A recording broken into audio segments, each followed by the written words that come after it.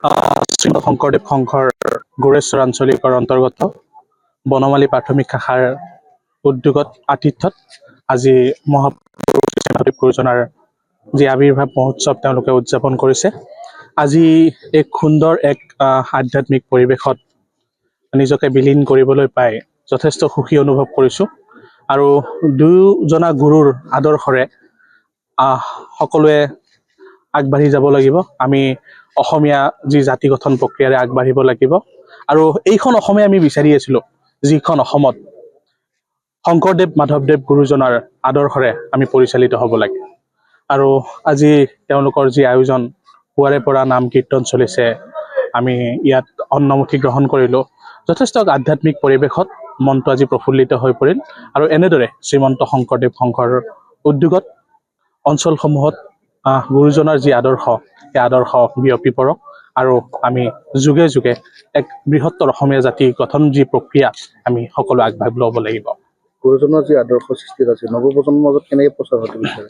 নিশ্চয় গুৰুজনাৰ যি আদৰ্শ আৰু সৃষ্টিৰাজি, সেইসমূহ প্ৰচাৰ আৰু প্ৰসাৰৰ ক্ষেত্ৰত আমি নৱপ্ৰজন্মই দায়িত্ব হাত পাতি ল'ব লাগিব। কাৰণ আমাৰ জ্যেষ্ঠসকলে ইতিমধ্যে গুৰুজনাৰ আদৰ্শ, যি তেওঁলোকৰ যি কৃষ্টি সংস্কৃতি আগবঢ়াই লৈ যোৱাৰ ক্ষেত্ৰত যথেষ্ট গুৰুত্বপূৰ্ণ ভূমিকা পালন কৰিছে। আৰু প্ৰজন্মৰ পিছত প্ৰজন্মই আমি এই দায়িত্ব গ্ৰহণ কৰিব লাগিব আৰু গুৰুজনাৰ যি সৃষ্টিৰাজিক আমি আগুৱাই লৈ যোৱাৰ প্ৰয়াস কৰিব লাগিব। গোৰেশ্বৰ আঞ্চলিক শাখাৰ উদ্যোগত বনমালী প্ৰাথমিক শাখাৰ আতিথ্যত আজি ৰাতিপুৱা 6 বজাৰ পৰা কাৰ্যসূচী। ৰাতিপুৱা 6 বজাত পৰিৱেশ নিকাকৰণ আছিলে। আমাৰ প্ৰাথমিক শাখাৰ সেৱক সেৱিকাসকলে পৰিৱেশ নিকাকৰণ কৰিছে। তাৰে পিছতে আমাৰ শৰাই অৰ্চনা কৰিছে আমাৰ হৰিচন্দ্ৰ ৰাজবংশী শংকৰদেৱ প্ৰাথমিক শাখাৰ। তাৰ পিছতে নাম প্ৰসংগ হ'ল। নাম প্ৰসংগ আমাৰ প্ৰাথমিকৰে সভাপতি বাপে কনক ৰাজবংশীয়ে কৰিলে। তাৰে পিছতে আমাৰ ধৰ্মধ্বজা উত্তোলন হ'ল। ধৰ্মধ্বজা গোৰেশ্বৰ আঞ্চলিক শাখাৰ সভাপতি পৰেণ বৰুৱাই ধৰ্মধ্বজা উত্তোলন কৰিলে।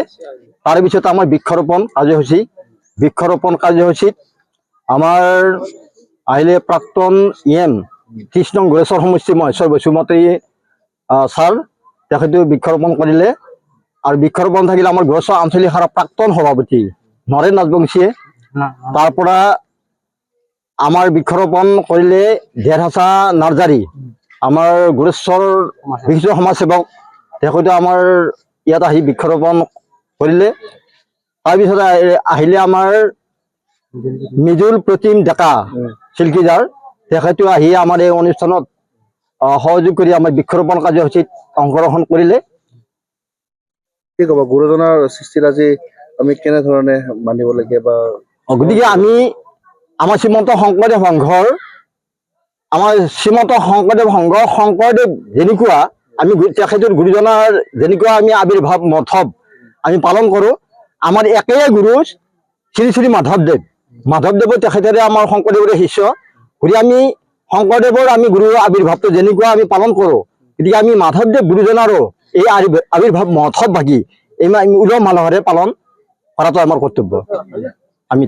যিকোনো খবৰৰ বাবে যোগাযোগ কৰক 7099017330 লগতে 7099017110 নম্বৰত।